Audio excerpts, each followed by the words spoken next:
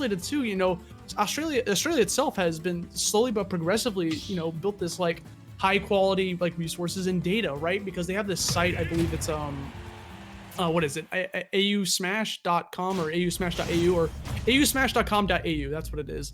And they've been like building the community up, and their player base has been growing, and it's so fantastic to see. But enough of that. Let's jump into this first set we got going. Radio with his Rob fighting off against Fury's RaZe Link. Projectile versus projectile. Probably going to see a lot of said things happening, but right out the gate is what I was talking about with the just the Oceania players in general. They're charging in. They want to get in there. They're scrapping, Rod. Yeah, I mean, honestly, there's just so much on the line. They probably have a lot of adrenaline running through their veins, and I don't blame them. I mean, you know, just to say that you did well at something like this certainly is something to hang up on the refrigerator, if I may say so myself. But yes, as moving to this match here, I'm seeing this match kind of start off the way it's supposed to. I mean, Link, of course, not quite as nice up close and personal as Rob is, as crazy as that even is to say on paper, because just looking at Rob, you know, at first glance, you probably wouldn't expect that he could box the way he does. But, you know, if you're a Link player of any caliber, you have to be sure you watch yourself as you play around at that ledge. Rob is waiting for that, but Link is waiting for an F smash. Can we talk about those nairs, though? Can we talk about those nairs? Because, like, you were talking about how Link struggles a bit with up in the close range, sometimes based on the speed, but that nair comes out super fast and is long-lasting. Netted him the kill because it was off the edge of the stage, and the only reason he got him into that position was because he called out the air dodge, right? He called it out with that gigantic F smash you just mentioned earlier. And just like that, drops down the drill, throws him right into the up smash. Clean kill off the top. They're scrapping, dude. Yeah, they most definitely are. I mean, holding no punches, or I guess in this case for Link, holding no swipes and slashes. Great pressure. I love the up airs right up underneath the platform. It's really awesome. And yes, that is an unexplored option that we need to see more from Link players all over. Up special out of shield. Of course, doesn't have the multi-hits like the other two iterations of Link, but it packs a whopping punch, and it's a good get off me tool. Like, just back up. Bro, I am loving how RaZe is using the projectile against him. Of course, he's going to be able to be good with projectiles. He's got one of his own. It's one of the benefits of playing a character like that. But again, RaZe for Radio with these crazy setups, you know, using the gyro to his advantage, trying to get these early kills when Link's only at like 60-50%. Yeah, I mean, but you can do that type of stuff to Link. You know, you get Link off stage and hit him a type of way. You already know how the recovery system with that is. So you don't really have much to work with in this game. You don't have tether anymore. So Rob, of course, with a lot of really large aerial hitboxes out there, can use side special to, you know, get rid of Link, can use really a lot of options. But honestly, it's really more, you know, on RaZe's end that we should be talking about. I mean, he's doing so well here in this matchup.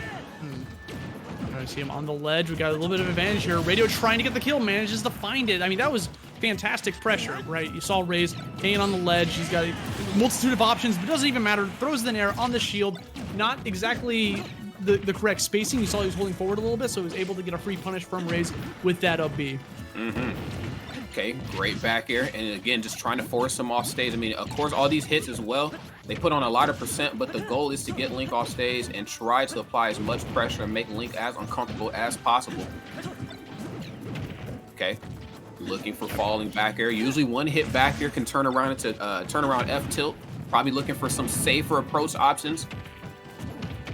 Dropping down with the nair, gonna land him a clean bread and butter, easy grab afterwards. Opted to pull for the bomb just to, you know, help him with the setups. I like that he's using the forward tilts to manage to push the bomb at a weird trajectory to keep Radio on his toes, but using the long-lasting nair to keep him down, punishes the aggressive recovery with a clean forward tilt, gets him off the side, and that's gonna be RaZe taking away game number 1 in this first of 3. Yeah, in a very confident fashion, mind you. I mean, you can certainly tell that both of these players are not afraid of each other.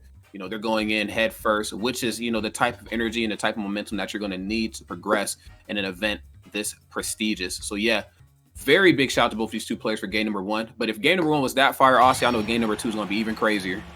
Yeah, dude. I mean, one thing that I am loving, especially from RaZe's gameplay point, is like the gyro, right? He's controlling the gyro more than Radio is, and if you start controlling the projectile better than your opponent, it could eventually lead to a point where your opponent's scared to pull out said option. You know, like, because whenever you hold on to that, they can no longer use it, and if you throw it out there and your opponent ends up using it more, then that's one less option you have to deal with. They end up not doing it later on, and he holds on to it for as long as he can, and for good use, for good measure. Yeah, absolutely. And I think it kind of goes back to, like, even when we looked at, like, you know, Smash 4, even some of the earlier iterations of Smash, where if once you have that item in your hand, like the banana pill, you know, for Diddy Kong, You know, you have to know how to play with that, and you have to also know that your opponent at this level and bracket is going to know how to use your tools against you. So know and trust within yourself that your neutral is tight enough that you can play without some of these options. I know it's a task easier said than done, but you're going to have to tap into some of that energy here. But we're going to have to tap into game number 2 as we kick this match off. The immediate parry, not allowing, you know, just you can't allow Link to, you know, space you out with Blade Beam early on. The longer he has Blade Beam, the more questions you need to ask yourself. The biggest one is, why have I not hit Link yet? I mean, especially when you hit by the Blade Beam, dude. That's an F smash being charged, you know? Yes. All right, here we go. Throwing, I like the counter pick, by the way, opting to go for Kalos, and already out of the gate, Radio's using it to pretty good use, you know, chilling underneath the platform above, so it kind of limits RaZe's approach options here. Oh, fancy smancy stuff. Out of a bomb. Oh, wait, I spoke too soon. Okay, and that's the biggest part of Link's gameplay that you really have to tap into, is knowing how to, you know, move into your bomb off stage so it shoots you back over. Kind of tapping into some of that snake energy. Yeah, I mean, in past iterations, like, Link was always known for not having the greatest disadvantage trying to get back to the stage. All he'd have was, like, the bomb to try to, like, you know, regain his up B, but now the bomb sends him flying to the stage, so his recovery is unmatched. I'm not sure what just happened there. Looks like something might be incorrect. He dropped his controller, maybe he accidentally unplugged it, fell to his death, but I guess they're gonna keep going at it. I mean, some people play a little bit better from behind, so maybe that's the energy he wants to tap into, like some of that IRL Lucario stuff, but who knows? Maybe you're going to have to charge it to the game, and right now, RaZe, obviously, with the very, very dominating lead, gets the reverse up special. Not a good position to be in if you're Rob. Of course, Rob, no hitbox, not recovery, but wow, tossing out a lot of hitboxes with that up air. You know, I've been noticing, and RaZe has already capitalized on it, Radio's been using up air a lot as a way to get back to the stage. He'll chill like on the edge or trying to get back up there. Here comes potentially another up air now that he doesn't have the projectile in his hand. We'll see. Okay, he thought a little bit there. I like that he hesitated a bit, because another thing is you got to mix up your timing when you're on the ledge like that. I love that drop down there, just eating up the rest of the gas that Radio had in his engine, because like his up B only lasts for so long off stage. You actually see like the little gas meter on his little body. How often do we get to see Rob edge guard in that type of fashion? I mean, usually, Not you know, you see Rob I mean, yeah, you know, also you see Rob get hit from time to time out there. Now, of course, gets the job done if the percents, excuse me, are high enough, but it's very rare we see him run out of gas. Great ledge pressure right here, but I know that this is not all Radio has to offer. That was almost disgusting. Okay, got the gyro. I like that Radio's trying to set up these tricks, right? The gyro, because like that's where he was strong in the first game. He would just be fantastic about these placements, just like Snake earlier, like you said. Dropping the gyro, puts him down in there. He almost had the up smash, but that must have been like great DI or just a unfortunate placement from Radio, so he couldn't connect that up smash. Like the up air was there just in time too. A little off the mark with that grab there at the ledge. You know, he's really looking to put Link in a disadvantageous spot, aka off stage. Radio, I know that there's a method to the madness, but it might not even matter at this point. Wow, look at the Link Kung Fu. Goodness gracious. That was amazing. The trick, first off, the tricks that he was doing beforehand, he was pulling out the bombs, using it as like a shield option, right? He would like jump and then drop it, jump and then drop it, but then he eventually started landing the aerials, and then the craziness ensued. Managed to connect it into an up B. You know that guy has been labbing that in training mode for days, for months. Oh yeah, I mean, we see tactics like that with a character like Link. That is, you know, that's what separates, you know, the phenomenal Links from the okay Links. And I feel like at a tournament like this, you can't be anything less than phenomenal. So big shout out to RaZe. You know, also big shout out to Radio as well too. I don't know what that SD was about, but still held their own, you know, despite whatever the heck happened. So hopefully you can turn it around here. Like I said before, obviously some people play better from behind, so maybe this is the turnaround story that they need to succeed.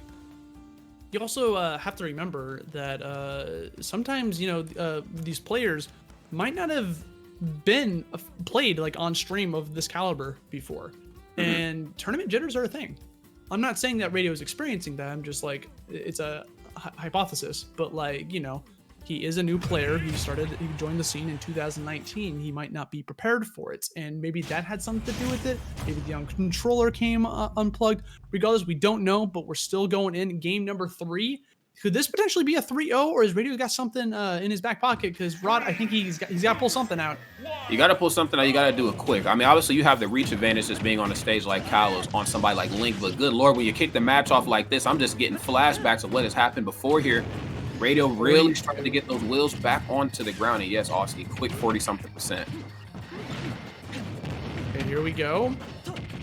I mean, Radio is connecting those aerials that he needs to start up his little bread and butters at the beginning. And he is connecting the damage. Here we go again. Gets a little bit greedy. You know, if you're going to hit Link's shield, not space it out and be a little bit unsafe, he's going to get a free up B out of it. You know, get that spin attack. So you got to be careful of that. Yes, the hero spin slaying robots here in this game. 108% here, really struggling to get back onto solid ground. Words that you don't really hear said, you know, with Rob too much. I mean, unless it's a character that can really get up there like a Meta Knight, you know. But I mean, Link doesn't have the best springs in the world, but I don't know, maybe, you know, just the movement options are a little too great. My goodness, the parry right into the hero spin with the bomb in hand for good measure. Great stuff right here from RaZe. Yeah, just the easy opening. You saw the side B coming out. It's a free punish for him. Managed to run in there, get the up B, get the KO. But it's still pretty close right here. RaZe is at 90%. Literally, if Radio lands one of those gyro setups, connects it into an up smash up air, that could potentially net him a stock. And he is looking for it. Maybe looking for it a little bit too obvious. I mean, RaZe is definitely playing around that gyro. Yeah, maybe a little too on the nose with this approach options. I mean, in most cases, you know, Rob, oh my goodness gracious. Now, Rob, of course. Another air dodge. Another one, yes, and a big, I'm not going to say boy, big sentient being robot body. So it's going to take a little bit more than the F smash to get it done. But Link historically known for having one of the most ridiculous F smashes in the game. So please be careful here. Oh my goodness. Oh, no, dude, like he had the setup. I think he was trying to time the up throw, or the down throw rather, while the boomerang was coming in so you get the invincibility from it. But the, you know, timing just didn't come out. Yeah, I would really like to see Radio, as nice as his neutral is on stage, I would like to see Radio take RaZe off stage and try to play to some of Link's weaknesses. And I know, of course, as I'm saying this, you know, it's so hard to implement it on the fly. But, you know, I think that RaZe understands, you know, Link does not historically box some of these characters very well. So he's playing around Rob, playing at just a safe enough distance away to not worry about the pressure, but not too close, you know, to get crazy. So I want to see him take Link off stage. Link has not a lot of answers out there. And honestly, he's doing that right now. Like, he is playing it pretty much part of the course with that offstage, you know, dropping dryos, forcing him to recover high and stuff, but he just can't seem to find that first KO. Already has him at 175%. Link is fuming at this point. Oh, when these empty jumps start coming out, you know he's looking for something. He's looking for some, like, overzealous option. Because, you know, at this point, Radio has to start getting desperate for a kill. And I think RaZe is trying to play around that. Oh my goodness, the parry again. Oh my goodness, and yes, that's a big hitbox. You should be able to parry that one.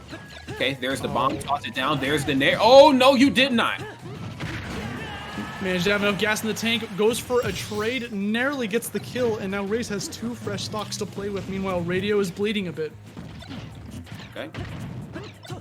Let's see what's going to happen here. You know, we talked about being a little too on the nose before, but sometimes when you're up and, you know, you just have to take that one final stock and your opponent knows that, they're like, okay, you know, these are the options that I know you're going to try to toss. I'm going to make sure my defense is accountable for that. You have to bring something new to the table. Look at that. RaZe was holding the gyro the entire time, too.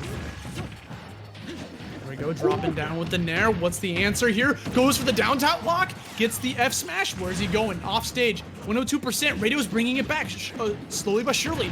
Puts him into the ground, reads the mashup correctly, gets the up smash. Radio's bringing this back. Hold on a second. He only took like 15% damage that entire stock. Wait a second, Austin. You know, I talked about it before. This could be the turnaround comeback. Speaking of turnaround, there's the turnaround F tilt. Very strong option at the ledge here from Link. Really just a strong option in general if it connects. Not the quickest move in the world, but good Lord. Oh, what are you doing up big?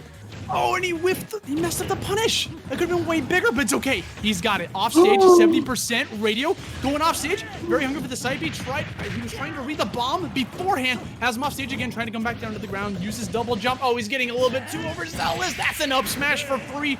RaZe is going to take it 3-0, but a fantastic almost comeback from Radio in that last showing there. I feel like if there was one more game, I think we could have saw a lot more from Radio, but RaZe has shut that comeback down quick with a 3-0. Right, Aussie. Yeah, you know, sometimes people take a little long to get warmed up. That's okay, but for a tournament this prestigious, you got to be warmed up right at the start. And wow,